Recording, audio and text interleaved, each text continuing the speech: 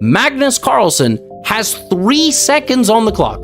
Every time you make a move, you gain a second. He takes the bishop, we have pawn takes here, and the king runs to hide. Hikaru can now have a selection of pawns to choose from with the bishop, but his king is a little bit weak, so he moves it over. Magnus immediately blocks the middle, queen goes to e5. He plays f6. He plays this move with 0.7 seconds on the clock. Queen check, he blocks with the queen. Knight c5 disconnecting. Magnus has 2.5 seconds. He finds the only move. Knight back to e7. Hitting the queen, defended by the queen. Queen e4.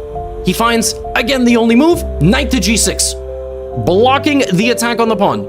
The bishop goes to d5. It's very clear white is moments away from knocking on the door. Most people here blunder. They see the threats, they play rook to b8, blundering into a fork. And if you don't defend the pawn, you're going to lose this pawn and then get mated. With 3 seconds on the clock, Magnus finds the best move in 0.4 seconds. f5.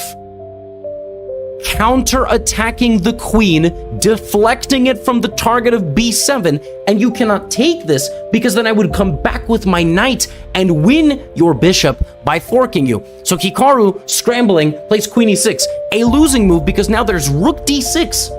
Tough to see that. Magnus trades, breathes a sigh of relief, and now goes to work in an endgame, but he's the only one on the board with a rook. A rook is the best type of endgame piece on a board like this. He's gonna start grabbing some pawns pretty soon. He's gonna start bothering those queenside pawns. Hikaru tries to push those pawns out of danger, but he's walking them to their death. Knight d7, and now both guys have about 5-6 seconds on the clock. King goes back to e8. Knight c5, the pawns are falling, and within a few moves, Magnus consolidates the position, kicks the knight out of the position completely, goes after the bishop, and once he's going to pick it up, the rook swings over, the queenside pawns are going to fall.